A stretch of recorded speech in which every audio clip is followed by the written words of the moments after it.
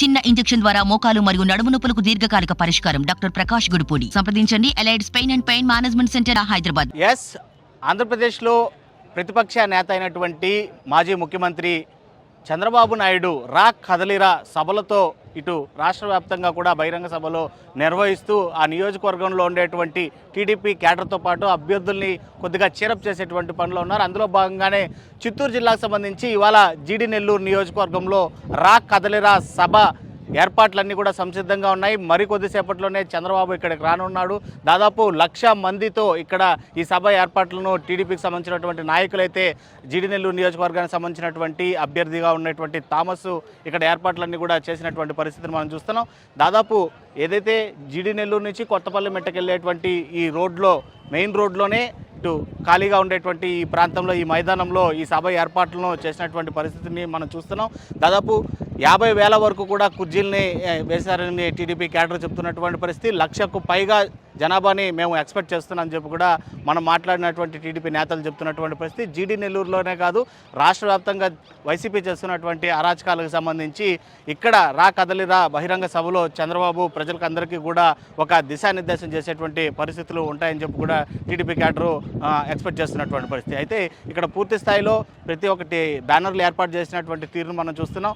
అన్నింటిలో కూడా పెద్ద పెద్ద బ్యానర్లు అన్నింటిలో కూడా ఇటు పవన్ కళ్యాణ్ పొత్తులో ఉన్నాడు కాబట్టి ఖచ్చితంగా అతని ఫోటోను కూడా అక్కడ యాడ్ చేసినటువంటి తీరుని ఇక్కడ కనిపిస్తుంది. అయితే సపరేట్ హోర్డింగ్ ఎక్కడా కూడా పవన్ కళ్యాణ్కి ఏర్పాటు చేయలేదు.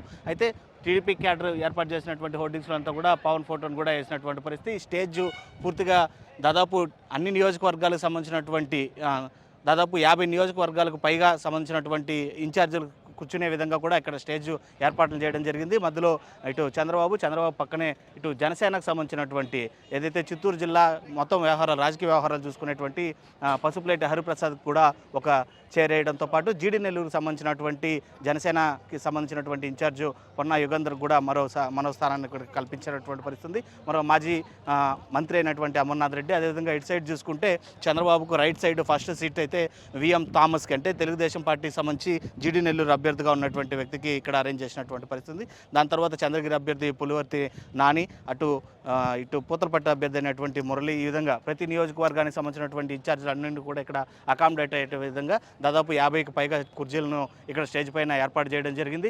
ఇటు ఇంకా సభకి ముందు భాగంలో మనం చూసాం, ఇంతకుముందే దాదాపు 30,000కి పైగా కూడా కుర్చీలను అమర్చామని చెప్పి వాళ్ళు చెప్తున్నప్పటికీ ఇంకా దానికంటే ఎక్కువగా జనాభా నిల్చొని కూడా చంద్రబాబు చేసేటువంటి కామెంట్స్ను వినడానికి ఖాళీ ప్రదేశాన్ని కూడా పెట్టినటువంటి పరిస్థితిని అయితే మనం చూస్తున్నాం. దాదాపు అక్కడ కూడా ఆ ఖాళీ ప్రాంతం అంతా కూడా ఇంకో 30,000 నుంచి 40,000 మంది జనాభా నిలుచుకునేటువంటి వెసులుబాటు అయితే. దీనికి సంబంధించి ఇప్పటికే ప్రభుత్వం తరపు నుంచి కూడా పోలీస్ బందోబస్తు భారీ ఏర్పాట్లను అయితే చూస్తుంది, భద్రతా ఏర్పాట్లను చూస్తున్నటువంటి పరిస్థితి. మెయిన్ రోడ్డు కావడం, ఎక్కడ ట్రాఫిక్ ఇబ్బందులు కూడా తలెత్తకుండా చూసుకోవాల్సినటువంటి బాధ్యత ఉండటంతో ఎక్కువ మంది పోలీస్ సిబ్బందిని ఇక్కడికి జీడి నెల్లూరు సభ వద్దకు తరలించినటువంటి పరిస్థితి అయితే కనిపిస్తుంది. ఏదైతే రాష్ట్రంలో ఇటు వైఎస్ఆర్సీపీ అయితే మాత్రం తాము సిద్ధం అనేటువంటి ఒక బహిరంగ సభలను నిర్వహిస్తుంటే, రా కదలిరా అనేటువంటి బహిరంగ సభలతో మాజీ ముఖ్యమంత్రి చంద్రబాబు అయితే మాత్రం ప్రజల్లోకి వెళ్తున్నటువంటి తీరు అయితే మనం చూస్తున్నాం. చూడాలి మొత్తం మీద ఎవరి సభలకు ఎంతమంది జనాభా వచ్చినప్పటికీ కూడా అంతిమంగా రాబోయేటువంటి ఎన్నికల్లో ప్రజలు ఏ విధమైనటువంటి తీర్పునిస్తారో అనేది మాత్రం వేచి చూడాల్సినటువంటి పరిస్థితులు అయితే నెలకొని ఉన్నాయి. వీడియో జర్నలిస్ట్ అయితే లోకేష్ రిపోర్టింగ్ ఫర్ RTV, జీడి నెల్లూరు. మరిన్ని వీడియోస్ కోసం ఛానల్ ని సబ్స్క్రైబ్ చేయండి, లేటెస్ట్ అప్డేట్స్ కోసం వాట్సాప్ ఛానల్ ని ఫాలో చేయండి, అండ్ లింక్ డిస్క్రిప్షన్ లో ఉంది.